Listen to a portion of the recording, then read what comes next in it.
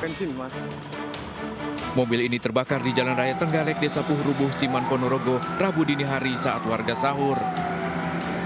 Api dengan cepat membesar melahap seluruh bagian mobil. Akibat kecelakaan ini, supir dan penumpang tewas, terjepit dan terjebak di dalam mobil. Saksi melihat mobil melaju dengan kecepatan tinggi, hilang kendali hingga menabrak pohon dan langsung terbakar. Petugas berhasil dengan cepat memadamkan api, namun evakuasi sempat terkendala lantaran kedua korban terkunci di dalam mobil. Ini ada Brio warna putih dari selatan kecepatan tinggi.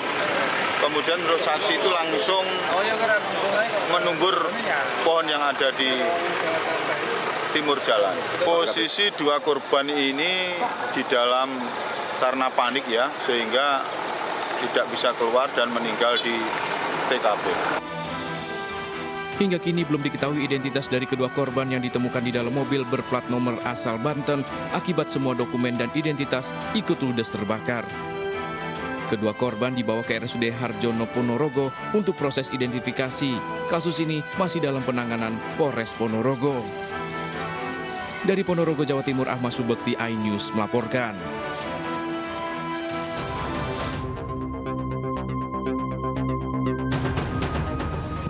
Kemacetan panjang terjadi menjelang Pasar Tumpah Tegal Gubuk jalur Pantura Arjawinangun, Kabupaten Cirebon, salah satu titik rawan macet setiap arus mudik.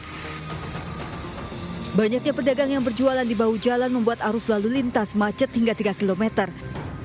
Macet diperparah dengan banyaknya warga yang berburu baju lebaran dan angkutan umum yang berhenti sembarangan. Namun mulai Sabtu, polisi akan melarang pedagang mangkal di badan jalan untuk mencegah macet. Mana, Bu? Ada tempat sih di dalam, tapi kepengennya di depan. Enggak, udah dulu sampai sekarang enggak ada bahaya. Pemudik motor Rabu pagi mulai terlihat melintas di jalur Pantura Cirebon, Jawa Barat, mudik lebih awal menghindari macet. Pemudik diimbau mewaspadai kondisi jalan bergelombang dan berlubang yang bisa membahayakan keselamatan. Dari Cirebon, Jawa Barat, To Iskandar, iNews melaporkan.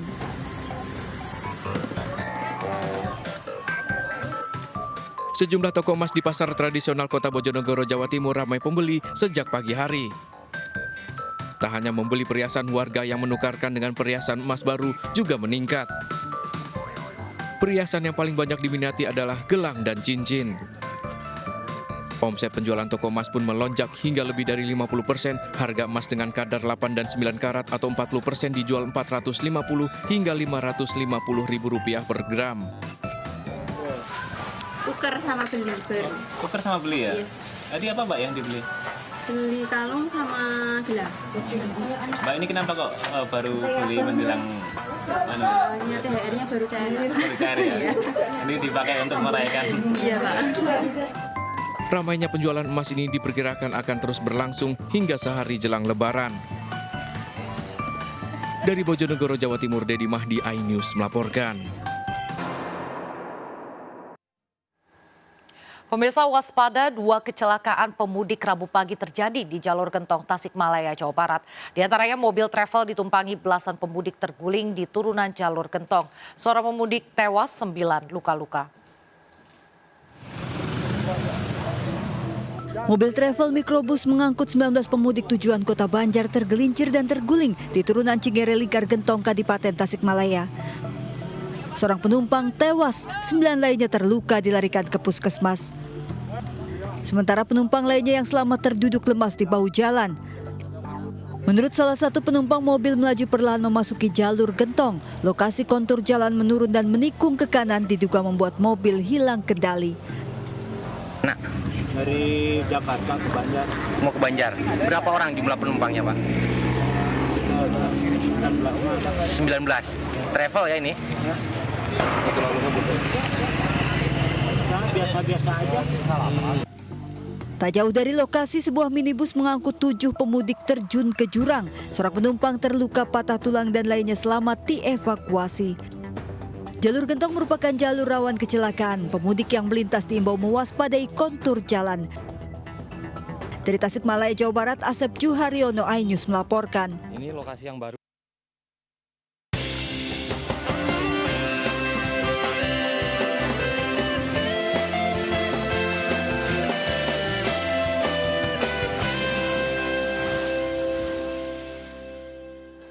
Sepekan jelang Lebaran, 26.000 pemudik sejak pagi hingga siang ini telah diberangkatkan di Stasiun Pasar Senen, Jakarta. Sementara di Bandara Internasional Soekarno-Hatta diperkirakan 2 juta orang melakukan perjalanan mudik menggunakan pesawat. Untuk mengetahui situasi terkini, sudah ada Galuh Pandu di Bandara Soekarno-Hatta, Tangerang, dan juga Stephen Patinama di Stasiun Pasar Senen, Jakarta. Kita ke Galuh Pandu terlebih dahulu ya. Selamat siang Galuh, silahkan dengan laporan Anda. Selamat siang Nadia Raisa dan pemirsa. Di Bandara Internasional Soekarno-Hatta sudah mulai dipenuhi oleh penumpang yang akan melakukan perjalanan mudik Lebaran 1445 Hijriah. Dan hari ini adalah ditetapkannya hari pertama oleh PT Angkasa Pura II Persero sebagai hari angkutan mudik Lebaran mulai dari 3 April hingga 13 April 2024. Dan diprediksi pada setiap harinya akan ada 188.000 penumpang yang melakukan pergerakan di Bandara Soekarno-Hatta. Dan secara total dari masa angkutan Lebaran ada sekitar 2 juta orang melakukan pergerakan di Bandara Internasional Soekarno-Hatta. Puncak arus mudik diprediksi akan terjadi pada tanggal 5 hingga 6 April dan puncak arus balik akan terjadi pada 14 April yang artinya akan ada sekitar 140.000 penumpang melakukan pergerakan di Bandara Internasional Soekarno-Hatta. Dan sampai sejauh ini masyarakat juga memilih transportasi udara sebagai alat untuk melakukan mudik karena efektivitas dari segi waktu meskipun tiket pesawat mulai mengalami peningkatan hingga 40% selama masa mudik Lebaran 2024. Dan untuk mengetahui situasi terkini bagaimana kondisi mudik di wilayah Pasar Senen, kita akan tergabung bersama dengan rekan Ade Stephen di sana. Bagaimana kondisi arus mudik di sana, Ade Stephen? Dapat saya sampaikan pada siang ini yang merupakan hari ke-7 sebelum Hari Raya Lebaran Idul Fitri. Suasana di Stasiun Pasar Senen, Jakarta Pusat memang terlihat cukup ramai pada pagi hari tadi, di mana sekitar ribuan begitu, bahkan puluhan ribu orang telah berangkat menggunakan jasa transportasi kereta api menuju kampung halamannya masing-masing, antara lain yaitu berada di Semarang, Yogyakarta, Solo, Surabaya hingga Malang. Namun pada siang hari ini yang memasuki jam 12 siang mulai terlihat sedikit sepi begitu jumlah pemudik yang berangkat karena sebagian besar telah berangkat pada pagi hari tadi. Untuk saat ini sendiri keberangkatan kereta yang akan diberangkatkan adalah pukul 12.25 yaitu kereta api Bangunkarta yang nantinya akan membawa penumpang untuk tujuan ke sejumlah daerah di Jawa Tengah. Nanti sekitar pada pukul 1 siang ataupun jam 2 siang nanti baru akan terlihat lagi lonjakan pemudik yang akan menggunakan jasa kereta api menuju Jawa Tengah ataupun Jawa Timur. Begitu, kembali ke Anda studio, Raisa. Baik, terima kasih Stephen Patinama di Stasiun Pasar Senen, Jakarta. Dan sebelumnya ada Galuh Pandu di Bandara Soekarno-Hatta. Selamat bertugas kembali. Pemirsa, ratusan pemudik menginap dan tidur berhimpitan di ruang tunggu Pelabuhan Soekarno-Hatta, Makassar. Ini dilakukan pemudik menghindari keterlambatan dan kepadatan jelang puncak arus mudik.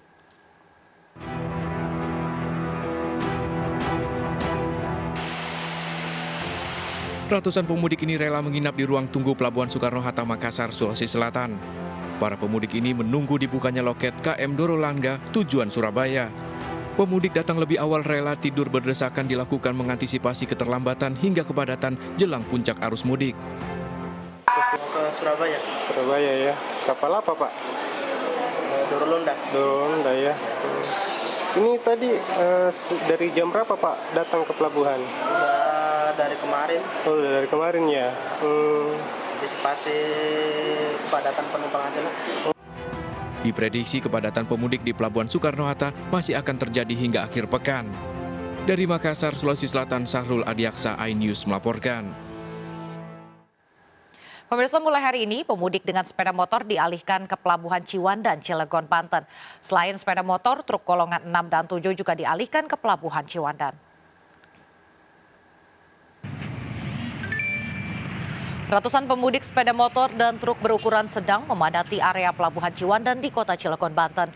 Mulai tanggal 3 hingga 9 April, truk golongan 6 dan 7 serta pemudik dengan sepeda motor dialihkan ke Pelabuhan Ciwandan untuk mengurangi kepadatan di Stasiun Merak. Sejumlah pemudik sepeda motor yang tidak mengetahui jadwal pengalihan sempat ke Pelabuhan Merak. Selama mudik Lebaran, Pelabuhan Merak dan Ciwandan, Kota Cilegon, dan Pelabuhan Bojonegara, Kabupaten Serang dioperasikan untuk melayani angkutan mudik.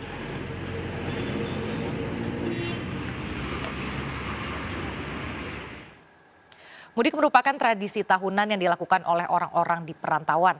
Berbagai moda transportasi baik darat, laut maupun udara menjadi pilihan para pemudik untuk menuju kampung halamannya. Lantas moda transportasi apa saja yang menjadi pilihan masyarakat untuk mudik tahun ini?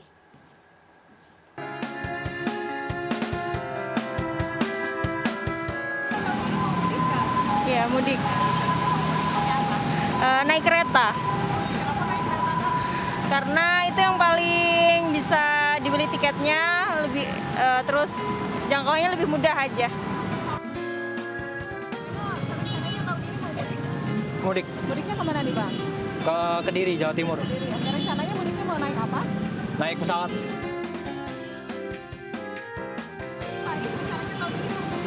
Iya, mudik. Saya ke Solo. Saya rencana naik kendaraan pribadi sih, naik ke mobil.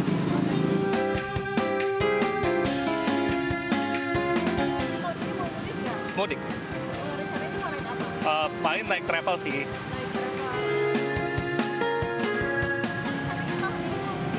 Iya, rencana hari ini tahun ini mau mudik ke Jogja. Rencana aku mau naik kereta aja sih Kak, karena ya males macet-macetan di jalan.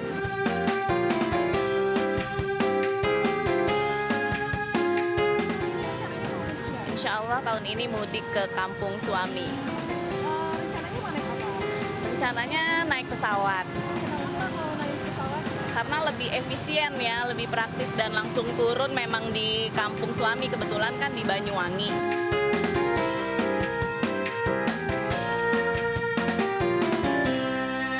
Para pejuang kanker, khususnya anak, merupakan kelompok rentan yang perlu mendapatkan perlindungan ekstra. Salah satunya dengan menggunakan masker. MNC Peduli mendonasikan 20.000 masker melalui Yayasan Kanker Anak Indonesia pada kegiatan buka puasa bersama anak-anak pejuang kanker di Auditorium Rumah Sakit Kanker Darmais, Jakarta.